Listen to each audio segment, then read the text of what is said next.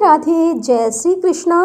पौष मास के शुक्ल पक्ष में आने वाली एकादशी है पुत्रदा एकादशी, जिसे बैकुंठ एकादशी भी कहा जाता है। अंग्रेजी कैलेंडर के अनुसार साल 2025 की अंतिम एकादशी है पौष पुत्रदा एकादशी, और इस बार भी एकादशी तिथि 2 दिन रहने के कारण यह असमंजस बना हुआ है कि एकादशी का व्रत किस दिन रखना चाहिए और व्रत का पारण किस दिन करना चाहिए। तो दोस्तों आइए जानते हैं साल 2025 में पौष पुत्रदा एकादशी की सही तिथि और व्रत पारण मुहूर्त के बारे में। इस बार एकादशी तिथि 23 दिसंबर दिन मंगलवार को सुबह 7:51 से प्रारंभ हो रही है। इससे पहले तक 10वीं तिथि रहेगी और एकादशी तिथि का समापन होगा 31 दिसंबर दिन बुधवार को सुबह 5 बजे तक।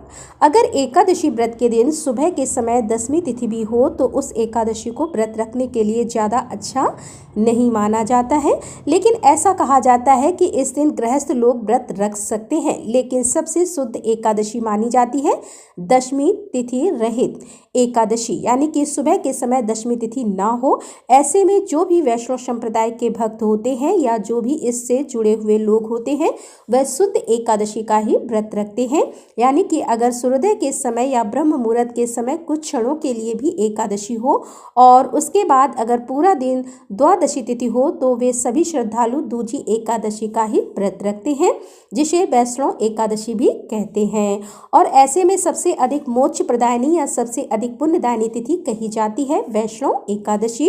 और इस बार 30 दिसंबर मंगलवार को भी पुत्रदा एकादशी का व्रत रखा जाएगा।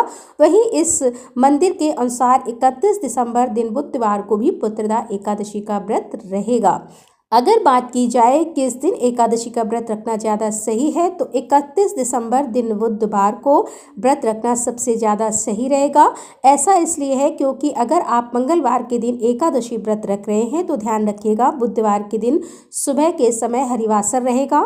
सुबह लगभग 4 से 5 घंटे तक हरिवासर का समय रहेगा और इस अवधि में एकादशी व्रत नहीं खोला जाता। ऐसे में आपको व्रत दोपहर के समय ही खोलना होगा। अगर आप 31 दिसंबर बुधवार व्रत रखेंगे तो आप गुरुवार के दिन सुबह सुबह अपना व्रत खोल सकते हैं।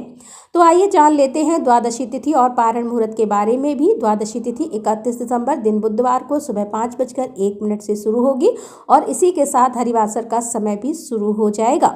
और बुधवार को पूरा दिन द्वादशी तिथि रहने वाली है, जो कि देखा जाए तो देर रात 12 बजे तक के बाद 1:47 पर। और अगर तिथियों के अनुसार बात करें तो 1 जनवरी 2026 को 1:47 पर द्वादशी तिथि समाप्ति होगी, यानी कि इस बार बुधवार को ब्रह्म मुहूर्त में एकादशी और उसके बाद पूरा दिन द्वादशी तिथि रहने वाली है।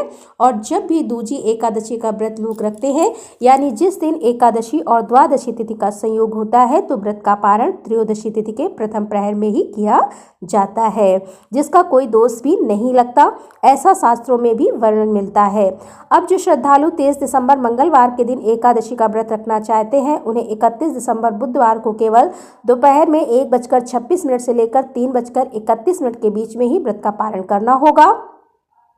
और वहीं जो श्रद्धालु दूजी एकादशी या वैष्णव एकादशी व्रत का पालन करेंगे, उन्हें 1 जनवरी 2026 को सुबह 7:14 से 9:18 के बीच में अपना उपवास खोलना होगा। भले ही पारण के दिन द्वादशी तिथि सूर्योदय से पहले ही समाप्त हो चुकी होगी, लेकिन फिर भी व्रत का पारण इसी समय किया जाएगा। तो यह थी आज की वीडियो। अगर आपके मन में कोई सवाल हो तो कमेंट बॉक्स में पूछ सकते हैं। राधे राधे जय श्री कृष्णा।